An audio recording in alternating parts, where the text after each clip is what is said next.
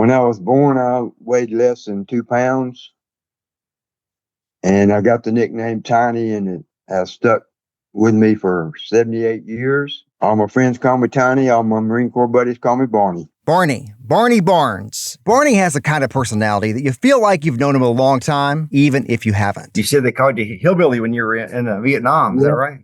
Yes, they did. And it was funny because if you look up the definition of hillbilly, it says Michigan dirt farmer. Well, I'm not from Michigan. I'm from Alabama. Today, Barney Barnes lives in Oklahoma, but he grew up in Birmingham. I got to Vietnam September 67. He fought with the Golf 25 Marines, Golf Company, 2nd Battalion, 5th Marine Regiment. Barney is a big University of Alabama football fan. He loves to talk about college football, but mostly our conversations are about one day in the war in Vietnam. January 31st. 1968. You were at Phu Bai that night when the rockets hit Phu Bai? Yeah. Yes, sir. What do you remember about that night? It was a company-size patrol, probably around 2 o'clock in the morning. We saw rockets streaming over our heads, hitting the air base at Phu Bai. That rocket attack, one of many attacks that started the Tet Offensive. So we called in and asked what, do we need to go pursue them or what? And they said, no, just hold your position, come back in the morning. We came back in, went to chow. We got to eat a hot meal in a mess hall, which to us was a luxury. That morning, different rumors were spreading through the ranks of Golf Company. Some people said, well, ANWR got hit real bad, so we're going down to the LZ, get on choppers, and we're going back to ANWR. All of a sudden, word come out for us to get ready. We was going to move up to a place called Hue City. That was Bill Tant. There's a few NBA soldiers in Hue City causing the disturbance. It was around this time that Richard Cobb, who also fought with Golf Company, says he heard about a South Vietnamese general who was in trouble. The word we got, he was receiving sniper fire, and we were going to escort him back to Phu Bai. Barney Barnes and Bill Tant say they don't remember hearing about the general just yet, but they all remember what they were told next. Pack light. You just need your 782 gear. Flak jackets, helmets, ammo. And your weapons. Don't bring your pack. Lever packs. Don't bring your chow. We'd be back probably that evening. We'll be back inside the line of Phu Bai at 1800. So we left, and 31 days later, we came back. Today, I want to tell you a story about the battle for Hue and the Vietnam War. My name is Josh Rowe, and this is Tomorrowtown, Tennessee.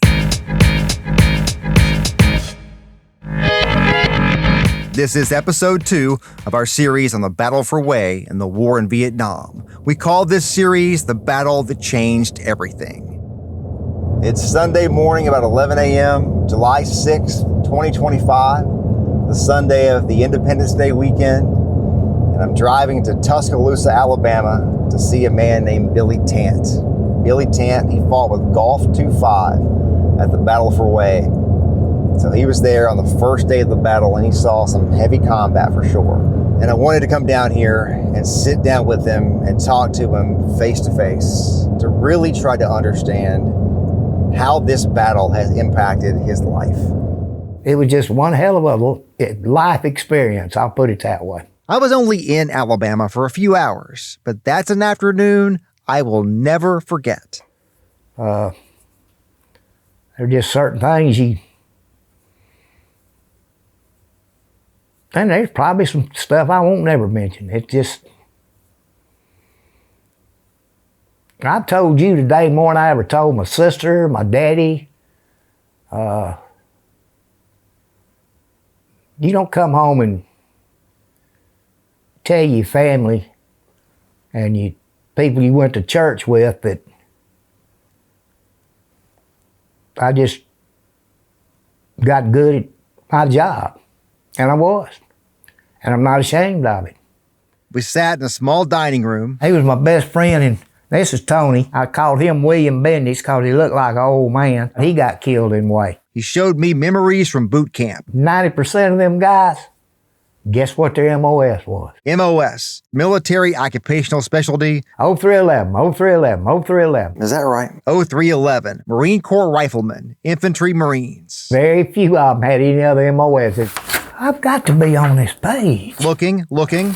Have I lost that page? That's me right there. Found him.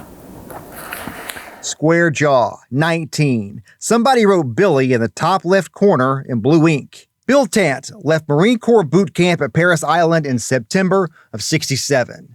4 months and 9 days later, he left Fubai, back of a big truck, rolling north, up Highway 1, on the way two-way. You could see them, man. They were just, damn, how many of them are there? On our first episode, you met Marine Corps veteran Bill Purcell. He fought with Alpha 11. We got wounded. We dragged off the tanks with us, and they were laying in the street, and we formed a circle around them. Alpha 11, the first U.S. forces sent away after thousands of NVA troops took control of the city. And we were firing to every window, doorway, whatever we could find. John Legato was also there that day when Alpha 11 was ambushed. The company radio man, Corporal Williams, was on the right side of the tank in front of us. He flew off, and I jumped off the tank behind. And I remember grabbing Williams. I didn't know who he was at the time. He was just bleeding. And I remember dragging him in a courtyard. And I remember looking down, and his legs were gone at his knees. And I could remember Williams very lucid. He was asking me how he was, and I'm looking at his stumps. And I remember he tried to boost himself up, and I pushed him down, and I said, hey man, you just got some shrapnel in your legs. You'll be okay. And we got the wounded, and we kicked in the doors and got the wounded out of the street, and they were shot up pretty bad. And they took a serious beating. I mean, it was brutal. Golf 25 reinforced Alpha 11 a couple of hours after Alpha Company was ambushed along the road to Way. When we came up on Alpha 11, your brain transitions back from, wow, this is going to be a nice break, from patrolling or out in the bush. We just take a little truck ride into a beautiful city to, holy crap, we're going to die. That's Richard Cobb from Golf 25 again. We started a assault across this long causeway. Even though it was still unclear what exactly was happening in the city, 1-1's battalion commander, Lieutenant Colonel Marcus Gravel, put together the second convoy to head towards Way. In that convoy, Colonel Gravel, Golf 25, 1-1's operations officer, Major Walter Murphy, and Navy chaplain, Father Richard Lyons. We were getting what we thought probably was 50 caliber fire. And you could see pieces of the truck flying off as they were being hit. Our objective at the time wasn't to go get them. It was to get to MAC-V. The only place on the south side of Way that was held by U.S. and Allied forces was the MAC-V compound. We made it into the MAC-V compound. MAC-V, Military Assistance Command Vietnam. Somebody in the rear. I often wondered, and I don't care if I'm going to hurt some officer's feelings, I could care less. Who is the idiot? Brigadier General didn't know what the hell was going on, ordered Golf 25 across the bridge. To cross that deadgum Perfume River Bridge. Get to the Citadel. The city of Way has a large river flowing right through the middle. The Americans called it the Perfume River. On the south side, that's what's considered the modern city. This is where the Marines are now at the compound.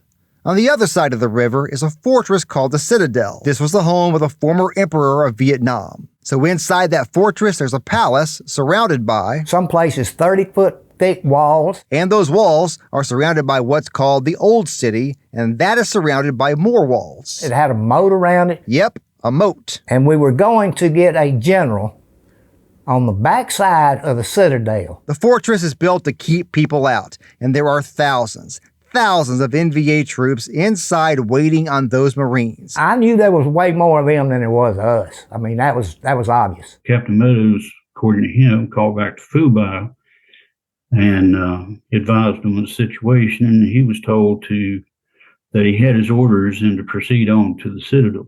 You met Alpha 1's Larry Lewis in episode 1. He will arrive in Way a couple of days into the battle, so he's not there just yet, but he has heard the stories of what happened on the first day for decades. He sent back and told Colonel Gravel, we have no report of that many NBA soldiers or any outfit there.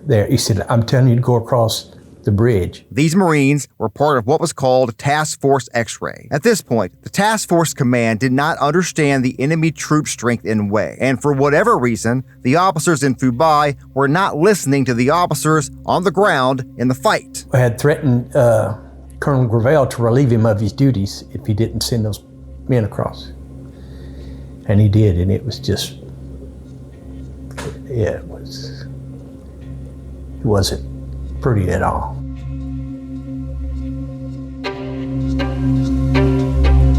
Captain Meadows came out of the MACB compound, called all the lieutenants up and said our orders were to cross the bridge, turn left, go down to the Thong 2 gate, enter the gate, work our way back to the northeast corner, back corner of the Citadel. John Legato again. Sending golf across there was a suicide mission. Second platoon was designated as the point platoon.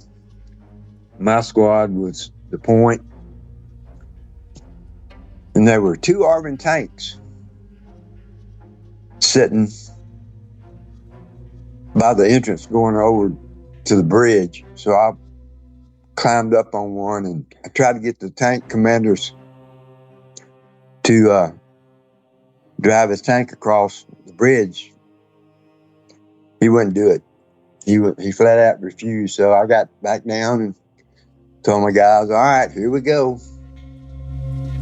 So Barney Barnes goes in, third man from the front in that point platoon. And I told him, don't know what's over there, but I said, I'm pretty sure we're going to get contact at some point. Bill Tant, Richard Cobb, they're in the next platoon back. Started out across that bridge, and I thought, man, this is pretty. This is pretty beautiful. Nothing went on until we reached the crest of the bridge. And then when you get up here, all hell broke out. that's when they opened up. And they ran into a butcher shop. Rounds is ricocheting off them steel girders. We heard the firing. It was really bad. Ding, ding, ding, ding. I mean, Fire coming from every direction, rounds whizzing by your ears. Machine gun down at the other end of the ridge firing down the ridge towards us. And we started taking some casualties in. 2 guys in front of me and my squad got hit. They went down. And I turned around and said, let's go, let's get across this bridge. I can't say at that time I hadn't really got scared. I'm just running like hell. We can't get clustered up here. That's the worst thing we can do. Just knowing we got to get off this bridge. That ain't got nothing to do with Marine Corps training or anything else. That's just common damn sense. A Marine officer came up to me, and I think it was talking to Chuck Meadows afterwards. I think it was probably Lieutenant Colonel Gravel. Bob Lawver is the commander of a Quad 50, big truck with 4 50 caliber machine guns. And he said, hey, Sarge, can you help me out? Our guys are getting chopped to pieces there. Sergeant Lawver is just south of the river, near the bridge, watching the whole fight unfold. I sort of shrugged and looked at the guys and said, let's go. But it went through my head, and I'm sure the other guy's head after what we'd just seen. There's no way in hell we're coming back from this one. This battle happened 57 years ago, and memories are imperfect. And add to that, the fog of war. When you're getting shot at, a guy can be 5 feet away from you. Y'all looking in the same direction, and he'll see a total different picture than you will. What I would see later on, especially this first day, other people didn't see it. And what they saw, of course, I didn't see it because I wasn't where they were at. And we weren't 20, 25 feet apart. So you'll have veterans who were in the same fight with different memories of what happened. We started across the bridge. You can find many versions of this story that have the Quad 50s crossing the bridge at different times during the fight. Bob Lawver, along with Barney Barnes, and at least one other Marine I spoke to who was right there with Barney, say this is when Sergeant Lawver drove across the bridge. As we were going across the bridge, I saw two Marines running right beside us. Barney Barnes and Lester Tully. And Lester Tully came up, and Barney and them were having to expose themselves. The one guy had a bag of grenades. Lester Tully. The other guy was firing his M16 from his hip. Barney Barnes. They took out the machine gun themselves, which probably saved quite a few more people. And this is how Barney Barnes tells that story. On the right-hand side of the bridge, we tried to set up a machine gun unsuccessfully. The A gunner and the gunner got hit within a few minutes. But I believe that gave Lester the opportunity to rise up and throw the grenades into the bunker and knock it out, because they were concentrating on our machine gun position. And there was other Marines up there with him that provided cover fire while he threw the grenades into the bunker. And then clarify that for me a little bit, because like I mentioned, Richard Cobb told me that you were right there as well. Where were you when Tully threw that grenade? I was right next to him. If I ever saw two people deserve the Medal of Honor, it was those two guys. Now, Lester got a Silver Star, and he vastly deserved it. That's when I first saw Bob, after Lester threw the grenades into the bunker. We fired at every muzzle flash. We fired at every window. We fired at everything we saw. When they started opening up with the quads, I mean, they were shooting everything. Years after Vietnam, Bob Lawver invited Company Commander Chuck Meadows to speak at a reunion to talk about his life since the war. Instead, he got up on the dais and he started talking about Way. And then he started talking about me. And I had tears running down my face because I never, ever expected that. And he's the first person that said, if it wouldn't have been for that Quad 50, I'd have lost half my company. And that's a hard thing to have somebody to say. He saved a lot of lives that day. Definitely, him and Lester. So you're the lead element going in, and then first platoon passes you. Right. Is that right? Right. When we got to the end of the bridge, they took over his point. So at this point, Barney and his platoon that led the way over the bridge would stay right there for now. And as the fight continued, 3rd Platoon would go right to chase down soldiers shooting at them from that direction. But at this moment, 1st Platoon, with Bill Tant and Richard Cobb, they go left and toward the Citadel. We went a block and a half, 2 blocks. As we were going, I remember it just kind of surreal. There was this giant cowboy cutout cardboard on the side of the road in front of a movie theater. And I'm thinking, this is just kind of out of whack here, looking at cowboys drawing their guns on us while we're in a firefight. We started going towards what has become known as Ambush Corner. Took a right turn, and at the end of the street, you could see the Citadel gate. On my side of the street, there was one tree. And there's been people arguing with me, there wasn't no tree up there. Well, hell, if there wasn't no tree up there, I wouldn't be sitting here. The Citadel wall, which is tremendous. It's unbelievable how tall that wall was when you're looking at it. A flag ran up right there in the arch of that gateway going into the Citadel. Red flag, big yellow star. And I knew that. And I turned around, I did this, trying to tell people to go back. And that's when he opened up with that gun. The volume of fire just intensified. It was incredible. He hit over here. The intensity of the fire was so heavy. It was just mind-boggling. There was a wall. On my side of the street over here, there was stores and buildings. Over here was a wall about 6, 7 foot high. Just no gate, not just just a wall. And then some buildings up here. And I just flattened up against that wall, and I remember that gun come down like this and started over here. All I can figure is he rested his finger. He just shot a couple of short bursts. I didn't get a scratch on me. He hit Corporal Lucas. He got shot out in the middle of the street. Didn't know if he was still alive or not. Glenn Lucas only had 10 days to go to complete his tour in Vietnam, and now he's lying in the street. At this point, he's still alive, but there's no way to get to him without also being shot. And Lance Corporal Lucas was down behind him. He had turned and hit him in the throat. He would live. All the doors of the shops along the street had steel shutters with padlocks on them. Doors and windows was boarded shut. I couldn't get off the street. That's where the tree, and there was a tree. And I got behind that tree. And I fired maybe a magazine. I could see the machine gunner. I could see where he's at. Every time he'd pop up, I'd try to shoot back. The guys over here couldn't see him because of the tree, the foliage.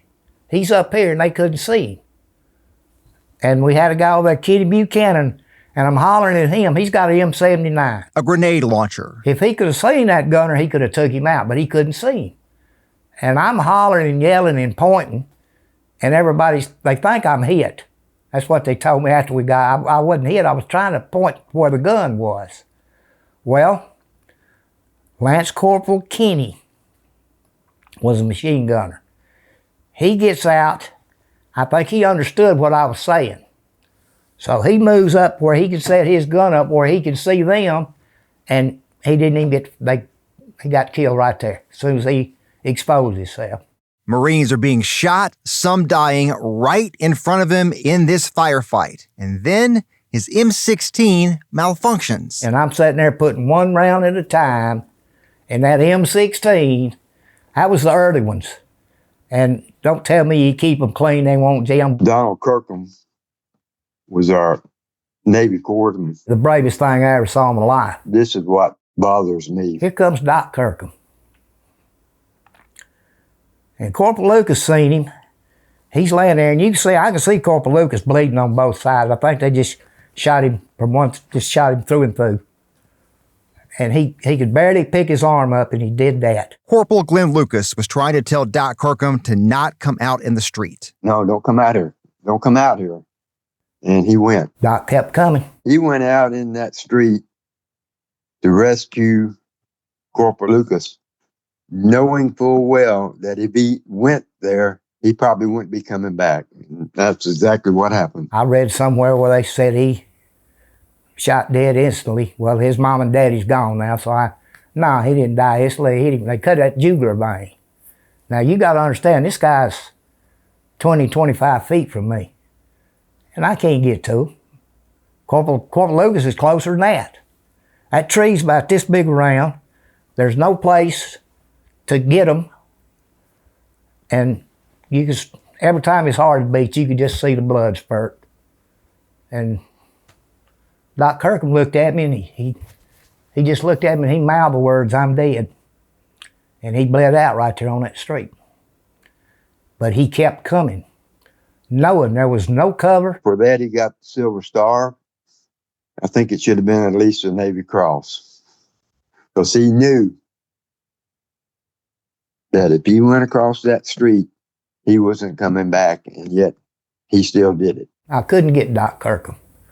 I couldn't get to Lance Corporal Lucas. When Lucas and Doc Kirkham went down, Captain Meadows got out his moral compass and said, "This is enough. I'm not getting any more of my men killed." Captain Meadows started yelling for everybody to pull back. When they got everybody off to start with, and they took a head count, I ain't there. Corporal Lucas ain't there. Doc Kirkham ain't there. Lewis ain't there. And Gerald Kinney ain't there. And I'm leaving somebody, I can't remember, somebody else. And he stepped out in the middle of the street and started throwing smoke grenades to give us cover. Of course, they don't quit shooting. They know we in that smoke, but at least they can't see us.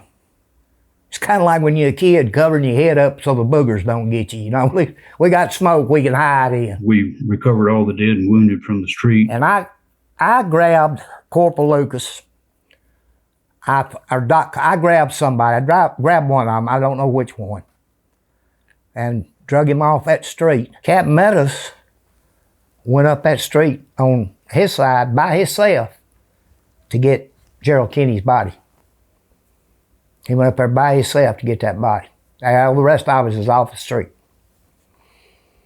I don't think he ever got recognized for that. An enterprising young private, can't remember his name, but he managed to commandeer a Vietnamese truck that was parked on the street. We started loading the dead and wounded, and there was a bunch of them. As the fight at Ambush Corner was happening, one once Colonel Marcus Gravel and others worked to get Gulf Company Marines who were dead and wounded back across the bridge. If I'm not mistaken, I think the number is somewhere between 40 and 50 wounded or killed just in that little bit of time. Major Walter Murphy and Father Richard Lyons were part of the group who crossed the bridge to help recover Gulf 25 Marines who were dead or wounded and lying on the bridge and in the street in front of the Citadel. Before we actually got the truck across the river while we were loading it. At this point, there was a blast, likely from a grenade. And blew quite a few of the people back out of the truck.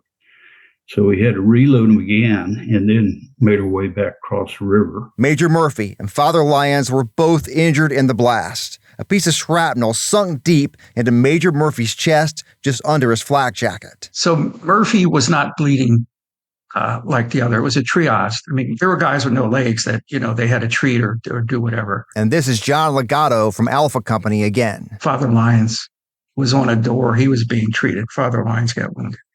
And he had Father Lyons come over and give him last rites. They were saying, anybody got a pad and pencil? Anybody got a pad and pencil? So I went over to the truck, climbed up and gave them my pad and pencil, pad and pen.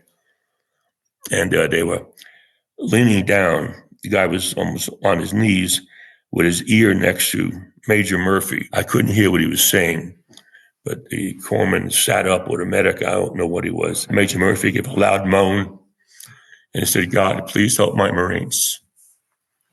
That was it. I can still hear those freaking words. Major Walter M. Murphy was posthumously awarded the Silver Star. Before he went to Vietnam, he was a demolitions instructor at the Marine base at Quantico, Virginia. In 2015, Major Murphy's family attended a ceremony at Quantico. The Marine Corps named a demolition range after Major Murphy for his bravery on January 31st, 1968 at the Battle for Way. 5 members of Gulf 25 were killed as they attempted to get inside the Citadel that afternoon. Private First Class Gerald Kinney, Corporal Glenn Lucas, and Navy Corpsman Donald Kirkham were all killed on Ambush Corner. Clyde Carter was a machine gunner who was killed on the bridge. Horace Howard was killed on the sidewalk between the movie theater and Ambush Corner. We went back across the bridge. Tully and I set up a position on the riverbank. 3rd Platoon went on a night ambush at the back end of the MacB compound, and I think 1st Platoon, because they had lost so many people, stayed inside the MacB that night. And while all this was going on, nobody in Fubai knew anything. There was no communication whatsoever. I don't know how long that firefight lasted, but I changed 100%. I just wasn't the same person after that.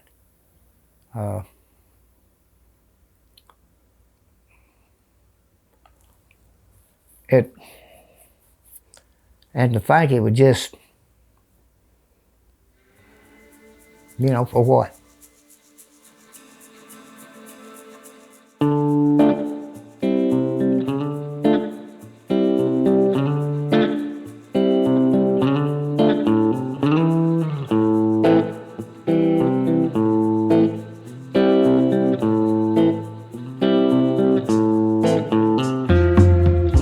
That Changed Everything is a special mini-series on the Battle for Way and the war in Vietnam. And as part of our podcast, to Morrowtown, Tennessee. This podcast is hosted, produced, recorded, edited, and all the other things by me, Josh Rowe. Our next bonus content is next week. That's an extended version of Bill Tant telling the story of what he witnessed and experienced on Ambush Corner. If you've made it this far in the episode, I promise you will want to see this. That video will be posted next week, Tuesday, August 19th. That will be posted on my YouTube channel. That's at Josh Rowe. There's a link to that in the show notes in the description of this episode, or just search my name on YouTube. That is JOSHROE. And next time on the battle that changed everything, more reinforcements join the fight, including Hotel 25 and Corporal Bob Meadows. Here's a picture of me and my dad sitting at the table drinking coffee the night before I went to Vietnam. We sat up all night. You see that big woman over there, that nurse? That's going to be me or her. One of us is leaving this place. I couldn't tell you what day it was. I don't remember ever being supplied with food, sea rations, water. There was a big, huge fountain. I remember that fountain. And we went to the right to go around the fountain and hadn't gone maybe 200 feet, and boom, the truck in front of me blowed up.